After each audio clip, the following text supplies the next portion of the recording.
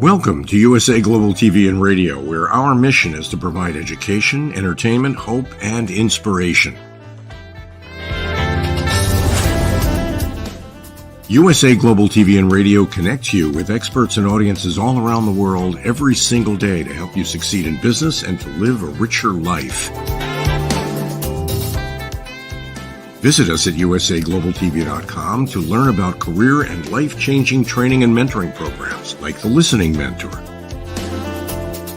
Subscribe to our newsletter to stay informed about our special programs and offers.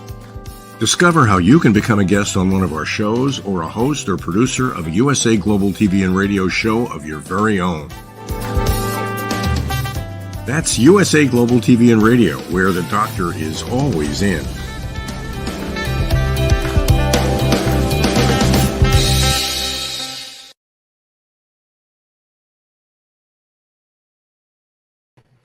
Howdy, Raul Herrara here. We're on the Wise Ones on the USA Global TV and Radio Network. This program today is really dedicated to a really good friend of mine, a fellow Vietnam veteran. He got there just a little before I did.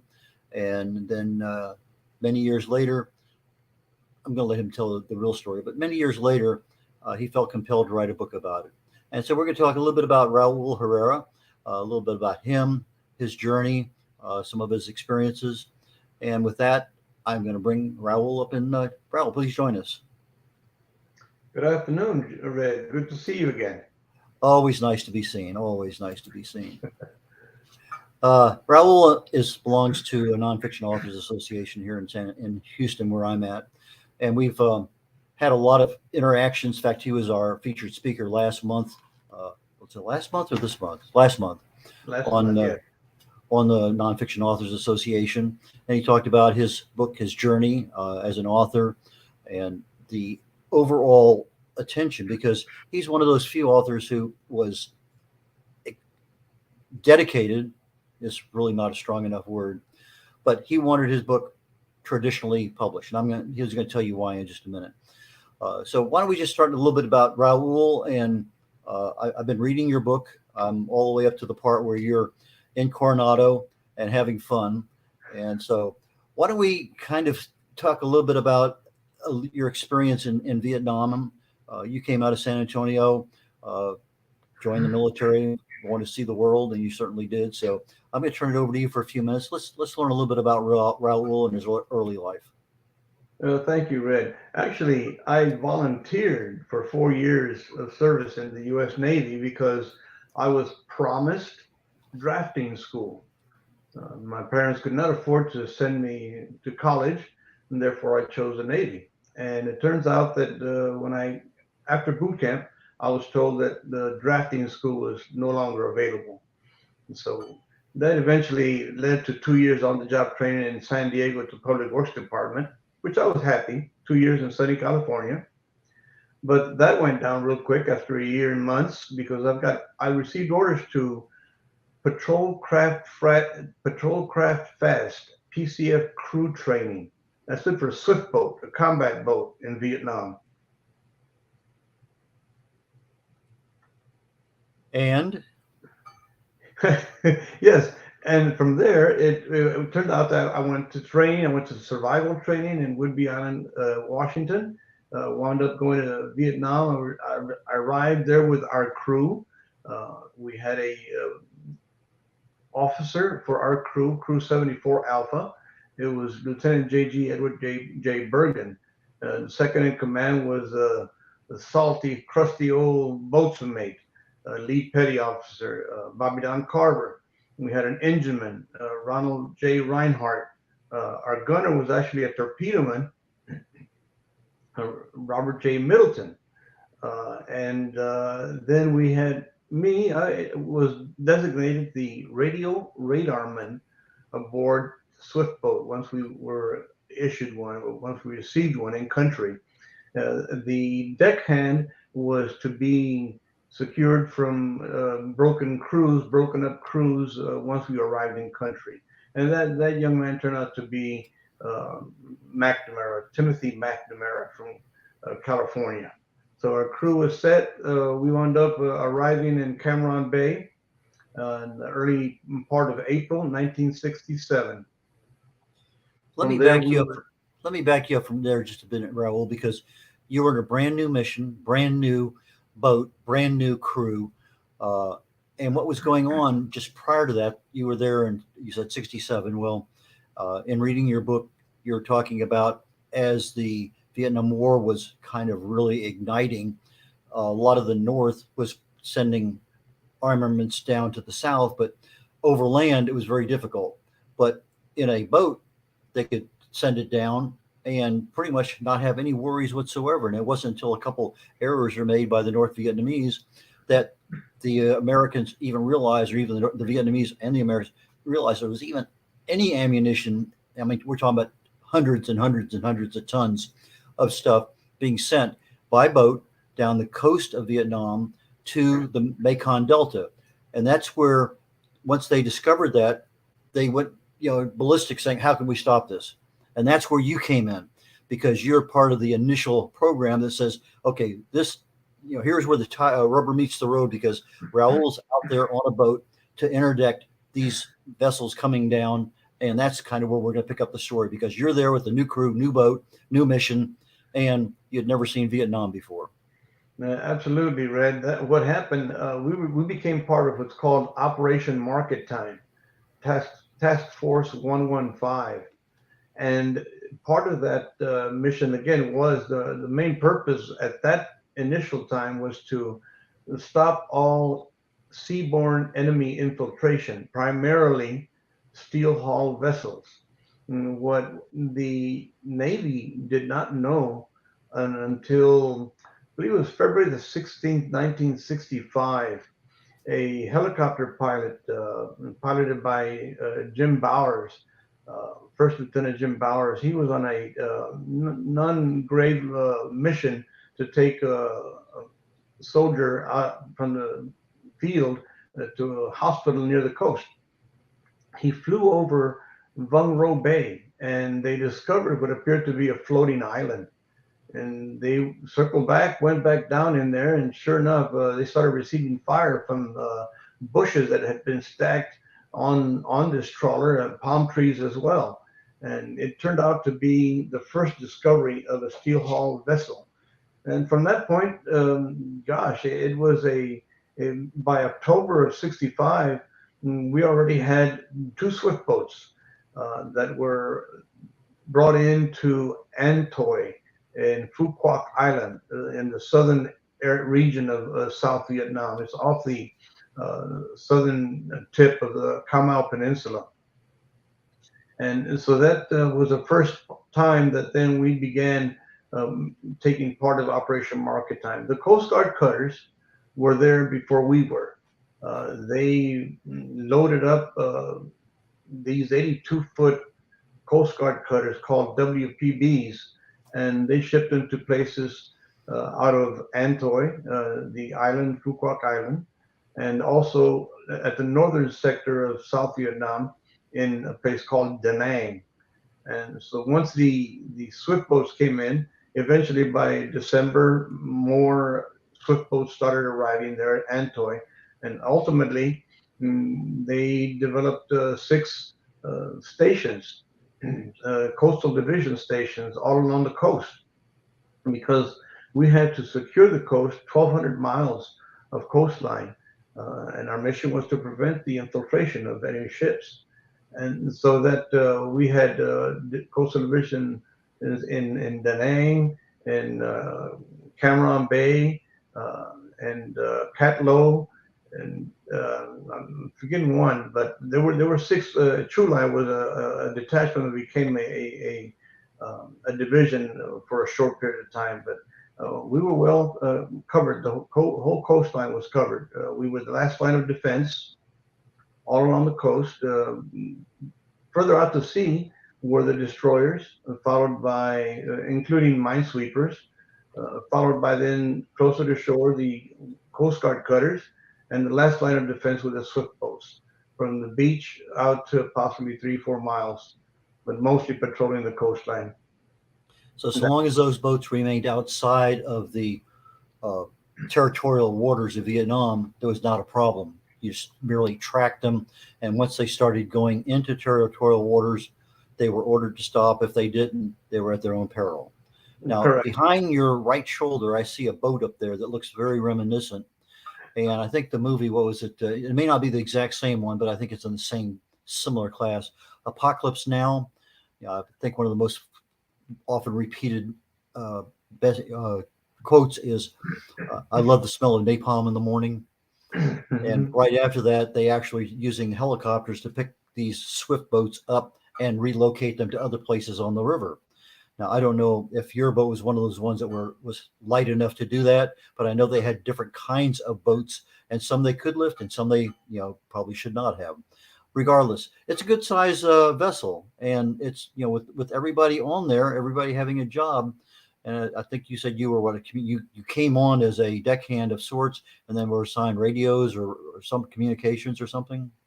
Yes, as a matter of fact, let me pull back a little bit on that, Red. The swift boats certainly were too big and 50-foot long vessel, and helicopters couldn't carry that weight.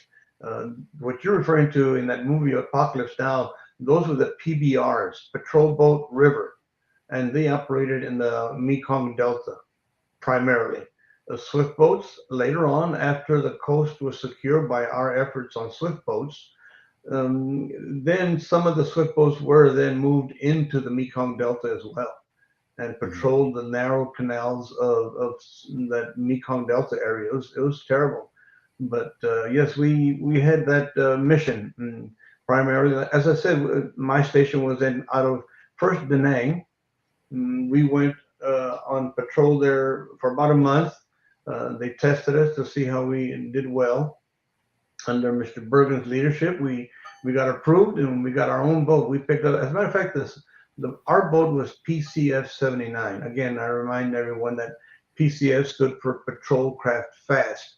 And we were the second crew to be on that vessel. Once we took ownership, then they sent us south about maybe 50 some miles into a place called Chu Lai. Interesting thing, Chu Lai is not a Vietnamese name. The story goes, myth or not, General Krulak was in charge of the forces out on ships that were supposed to land in Da Nang and other places at the beginning of our effort in Vietnam. And General Krulak was looking for a secondary base to Da Nang because Da Nang was overloaded with missions going north. And so he spotted this area, which is, of course, Chu Lai, and he named it. He named it after himself because supposedly the story goes that Krulak in Mandarin sounds very much like Chu Lai. So I'll leave that up to you if that's a myth or truth. I'm not going to say that that's a sea story, but because that had to do with the General Krulak, but it's an interesting bit. You look it up and it's not a Vietnamese name. I was stationed out of Cam Ranh Bay. I had several places I was over there. I was flying market time missions in a Navy P-3 reconnaissance aircraft. And our mission was to identify the infiltrator trawler coming from the north to the south. We had one pass only. That was it. We had 400 millimeter Polaroid camera with a gyro stabilized fitting. So you could take really good close-up pictures of a boat as you're going by at 180 knots. And so we had one pass. We make a decision. Is that or is that not? And there were 6 different classes of infiltrator trawlers when I got there. There may not have been near that many when you were there. But once we found it, then we told the world about it, and they made a decision on who was going to follow it. We stood out about 15 miles, tracked it on radar. They couldn't see us. Sometimes the destroyer would come out and stand off about 15 miles, and their radar would track it. Sometimes a submarine would come out and literally just follow it all the way down to the Mekong Delta. But that was ours. But now with your particular case, it was an earlier version of P2 that was on market time patrol. And why don't you take it from there and let us know, how did the air assets help your little bitty boat there in the Vietnam? Well, yes. What happened was that aircraft YB-10, the pilot was Commander Branscombe. He spotted it. His crew spotted the contact on the surface. It was heading towards the coast of Vietnam. As you said, the territorial waters are 12 miles out, and he was well beyond that. But the heading of this vessel, 120-foot steel hull trawler, was going due west towards the coast, and there was no harbor in sight in the direction it was headed. And so they, as you said, they went down, and I believe in your unit it was called the pilot called for rigging stations, and that's when everybody manned their stations and got ready to go down to close to sea surface and take pictures and observations of the vessel. Saigon received the report. Immediately, Saigon notified the USS Wilhoit, who was patrolling the outer areas of this area in the Quang Ngai province area, which is, again, south of Da Nang and further south of Chu Lai. And so as it worked out, as you mentioned, the aircraft kept the eye on this contact from above. And of course, the destroyer, when it finally reached radar contact of this vessel, it was after midnight. And in the Navy, an unidentified contact, surface contact, is called a skunk. And if it's after midnight, they start with Alpha, then Bravo, then Charlie, then Delta. So that's how this particular vessel was codenamed Skunk Alpha. And from there, the trawler turned back around and went away from the coast, thinking that, well, perhaps we've been discovered. Let's see if we can just go out a little bit and then come back. But in fact, they went so far east, they went and anchored on the seaward side of the Paracel Islands. And it wasn't until, and this happened July the 11th when it was spotted late in the afternoon. It wasn't until the 14th that they started heading back towards the coast, thinking that the coast was clear now, and using the darkness of the moon, it was calculated that this vessel was going to come in at the darkness of the moon. And their target, presumably, was in what's called the Batangan Peninsula area. And just a bit south of center of the peninsula was a river called Saki, S-A-K-Y, the Saki River. And so the commander of the Northern Surveillance Group in Da Nang for I Corps, you may recall that Vietnam was set up in 4 different regions: I Corps, 2 Corps, 3 Corps, and 4 Corps, all the way south. Well, he established an intercept task group. It included the USS Wilhoit, included the gunboat, the USS Gallup, the Coast Guard cutter, the Point Orient. And then as the ship, the trawler, started getting closer to the coast, it was determined that the swift boat assigned to the area where the Batangan Peninsula is located was going to be the 4th intercept vessel. And it turned out to be ours, PCF 79. And our call sign was Same Drink Delta November. And that's how it all began and ended. Okay, so you were told that somebody's coming inbound. You're the expected arrival point, so to speak. And what happened then? Well, it crossed the 12-mile line, 12-mile limit. And once it did that, there was a psychological warfare officer on board the Point Orient, and they had anticipated that they would have to eventually board this vessel. So he recommended that his psychological warfare team board the Point Orient and set up speakers on the outboard side and the port side, left side of the vessel, and so that if they had to, they could approach the vessel and instead of trying to yell or scream at them, they could use the loudspeakers like they did using the psychological warfare mission that they often conducted. So it that was initiated once it crossed further into within the territorial limits of South Vietnam, and they ignored it. And of course, this was total darkness. The trawler had no radar, and so they didn't know we were there waiting for them.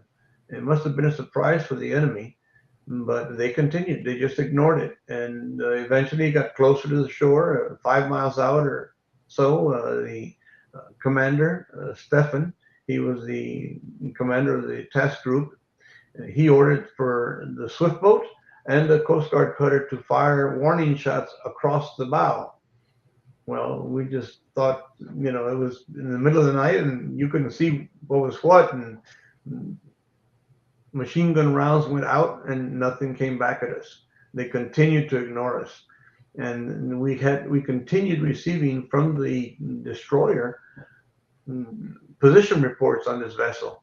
And sure enough, almost the last report that he made, the trawler made a turn and went straight towards the river mouth. And that's when our boat officer, Lieutenant Bergen, he indicated to the commander of the operation that got a fast-moving contact going to river mouth, request permission to go after it. And he said, per gra, permission granted. And so right after that, then that's when all heck broke loose. We started really laying heavy with machine gun fire and mortar rounds. We started popping what they call daylight illumination rounds, and we still couldn't see the vessel. The helicopters were called in, the units from Chulai, assault helicopter units, I believe it was the Firebirds were one of the aircrafts that dropped flares. And then sure, at that time, once they dropped the flares between the enemy ship and the river mouth, then we could see the silhouette of the vessel. And that's when they started firing at us. And eventually our boatswain mate, Bobby Don Carver, he's the one that fired the 81 millimeter mortar round, white phosphorus, into the trawler's pilot house and forced it to run aground at the river mouth of the river. Now, had they just stopped, they would have been boarded, they would have been detained, cargo would have been taken away, boat would have been impounded, nobody would have been killed. Thank you very much, end of story for that mission. However, when you start violating the normal rules that are set up there, you ignore everything, you start firing back, everything is free fire zone at that point in time. So, okay, that was the mission. You were there, and because you're one of the, I don't know if were you the very first unit to actually capture an infiltrator from the north?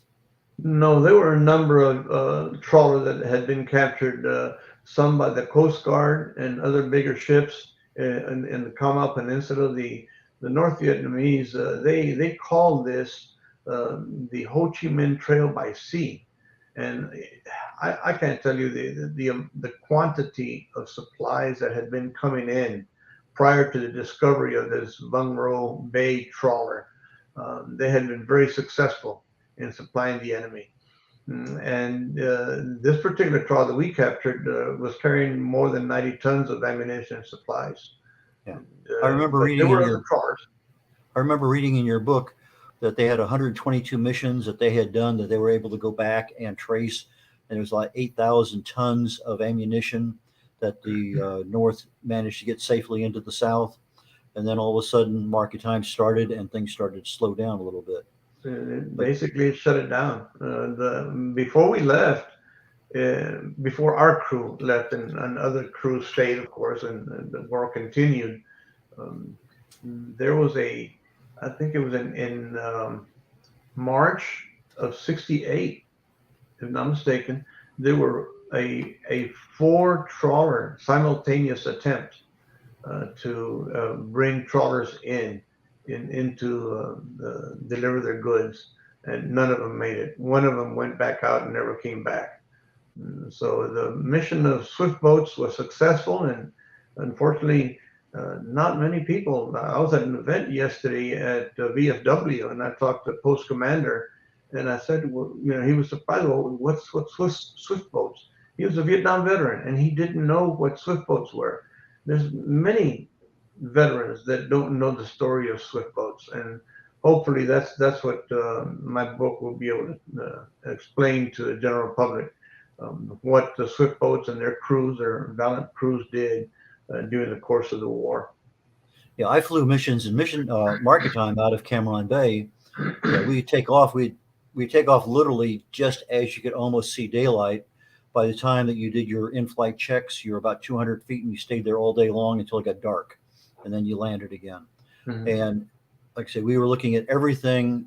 We call it the Yellow Brick Road, but it was everything going north and south on the South China Sea, almost all the way to the land side. I mean, to the ocean side of the Philippines, all the way back over to China and Vietnam. But until I, was becoming aware, I knew that the riverine was out there. I knew they had that, but I didn't realize that that was part of the mission too, because all ours was identify them, turn them over to somebody. Thank you very much. End of story. Fly again another day and see how many you can find. I never found any to begin with. One of our crews found 3, but once they were found, then we had to put 24-hour coverage on it until some other asset that could be tasked to do it. And I do remember one time, it was either Spratlys or the Parasols, there was a typhoon going, and we're at about 1,500 feet, and it was not a comfortable flight, but we were there, and the boat was, we kept in radar contact the whole time. But until I started getting involved with your story, I didn't realize that, had other assets not been available, when that vessel turns to go into the Mekong River and is heading north, whether it's a destroyer that hits a Coast Guard cutter, in our particular case, it was usually a OV-6 or something like that came out and was firing missiles at the boat, but it could just as easily have been a riverine craft like yours or something else. So it was a much larger mission than I knew about until I started getting involved. So yes, I knew about them, but I didn't realize the uniqueness of them, how it connected to what I was doing. Yeah. So the rest of the story. It's all part of the brotherhood, Red. You were part of Operation Market Time as well, that's for sure. Now, all of a sudden, you had this, I'm going to call it epiphany, for lack of a better word, to write a book. Why don't you tell us a little bit about that? I think you said you were in Greece or someplace. Yes, I did. I guess I was in denial. I had been having difficulty after I came back from Vietnam and served a year in Connecticut and got home, married, 2 children, 3 children, and I didn't realize it, but I was having difficulty with the death of our boatswain mate. You see, he's the one that fired that killing round in that trawler. What we didn't know until later was that the Viet Cong had a bounty out on PCF 79 because we captured 90 tons of what they were waiting for, tons of ammunition and supplies. So they had a bounty on us, and then on December the 6th, he was killed. Bobby Don Carver was killed just south of the Batangan Peninsula. As a matter of fact, adjacent to the area well known as My Lai, the village of My Lai, and what one of our boat officers, Bob Bolger, he coined the term for that particular 3-group hamlet that was called Colay.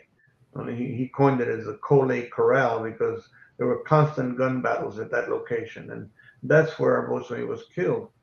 Well, when I came home, I really thought that I was fortunate not to have suffered any wounds, but as it turned out, they were not physical, they were psychological, and I was haunted by the memory of our boatswain mate, and very difficult times I spent.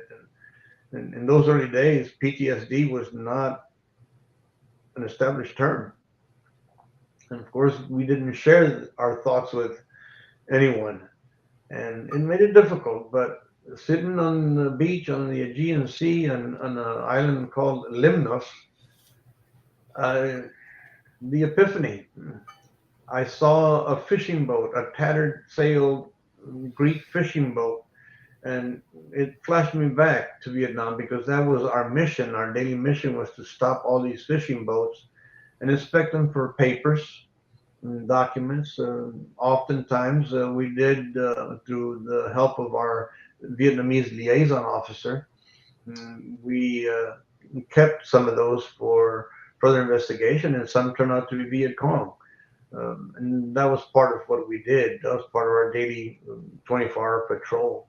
But sitting there seeing this fishing vessel reminded me of, again, all these episodes that had been happening to me, and pretty strong episodes that I went through. And the thought came to me, well, maybe these episodes are real, and he's communicating with me from the beyond, that he wants our story to be told. What we did through his effort, capturing this, keeping 90 tons of supplies to the enemy. He wanted his story told for his children to know that his death was not in vain. He saved many, many free world forces' lives by doing so.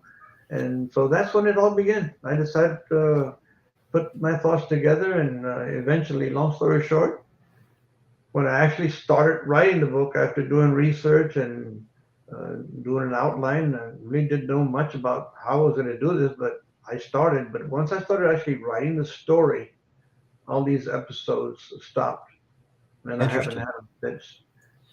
Well, I will say one thing: you're a very easy to read author. You summarize things very nicely. Easy to keep involved with what's going on. So from that part, it's literally like having a conversation with you. So why don't we talk a little bit about the book itself? Okay. Yes. I wanted all my social media is Skunk Alpha, LinkedIn, wherever is Skunk Alpha, because that's the code name of the ship that we captured. But of course, the publisher, Texas Tech University Press, they accepted my work, and the book is scheduled for release on the 27th of this month, just around the corner. 11 days in a wake up, as we used to say in Vietnam, if you may remember, Red, when we were getting ready to head back home. 11 days in a wake up, and the book will be released. So yeah, the publisher decided Skunk Alpha. Well, yes, it's intriguing. People will say, "Well, what the heck is Skunk Alpha?" They'll Google it and find out. But they thought, let's add another word to that, and that's where capturing Skunk Alpha comes into play. And so that's what the title is, and is due for release on. They're taking. I've seen in booksellers on the internet, your typical, Barnes and Noble, of course, Texas Tech University Press, Amazon, Goodreads. Interesting thing though, because I'm constantly taking a look at the site. When I Google capturing Skunk Alpha, all these internet bookseller sites pop up. I was surprised the other day. I saw my book, Capturing Skunk Alpha, being offered advanced order by a company out in Japan, and it's all in Japanese, all the writing and everything, and it's in Japanese. So I'm tickled about that. It's gone international. Let's hope it stays that way. Well, many independent authors will self-publish their own book. Your book's been written for a long time. You've had an interesting journey, but you've stayed very true to the fact that you want this thing traditionally published, and you have reasons why. We have a few more minutes before we start wrapping things up. So let's talk about your reasons why you wanted traditionally published, in addition to the fact that you wanted to give your boats that recognition about him, his service, and the mission. Well, I didn't mention this before, but I started this literary journey 4 decades ago in the late 70s. And I was persistent. Call it stubbornness. You can do that. I'm very stubborn when it comes to things like that. And I had a mission. I had to have this book published so that the general public would understand what we did and leave our legacy. All these, there were about, I think, 3,000 enlisted men that served on swift boats, and about 600 junior grade officers and lieutenants. So it's part of the my mission is to tell the swift boat story. But it's been a long journey, and I'm happy that it's finally coming to fruition. And you ended up with Texas Tech Publishing because they happen to have a museum or repository or something of Vietnam. Tell us a little bit about that. Yes, yes, I was fortunate to have that available to me. I know the Steve Maxner is the director of the Vietnam Center at Texas Tech University. It's the second largest depository of Vietnam memorabilia and documents outside of the National Archives in Washington, D.C. And he very much opened the door and introduced me to the people at Texas Tech University. I decided to go with a traditional publisher. It's a personal thing of mine. I felt it's at my age, I didn't want to have to learn how to start going through distributors and learning how to do this and that. And I wanted just to get the story told. And I knew that through a traditional publisher, the chances of our story, our Swift Boat story, to reach the general audience would have to be through a traditional publisher. And thank God that's what's taking place right now. Okay, so you're available in person if it's in the Houston area or somewhere where you're traveling. You're available for Zoom for speaking engagements. Your book is available on Amazon. It's available in a number of places. Why don't you tell people how can they get in touch with you? How can they buy your book? The details, the rest of the story. Well, yes, anyone that's interested. By the way, I do have a newsletter that's like a companion, an advanced companion to the book that tells a little bit more of what's not in the book about other actions that Swift Boats took place. It's called the Sandbag. The Sandbag is my newsletter, so I invite people that are interested to learn more about the Swift Boats to contact me. They can just email me at raul@skunkalpha.com. There's that name again, Skunk Alpha. But yes, easy. Raul@skunkalpha.com. And the book right now, as I said earlier, it's available for pre-orders. Time is running short. You get your order in. Barnes & Noble, Texas Tech, Amazon, Goodreads, and others. Just Google Capturing Skunk Alpha, and you'll see other different internet booksellers that are offering it. And on June 27th, it'll be available in stores. So we have literally less than 2 weeks left before the magic of all this publishing process finally comes to fruition, and you can start enjoying being a published author with all the accolades that go with that. It's a pretty good thing to say, yeah, I'm a published author. That's nice to say. I like to say that I'm no longer going to be an author in waiting. Yeah, that is so true. Raul, I really and truly enjoyed our conversation today. I know there's some other little stories that you didn't pass on, and there's a lot of those. So if somebody gets in touch with Raul, you probably learned a few things that you didn't hear today. And so I'm going to go ahead and start wrapping this thing up.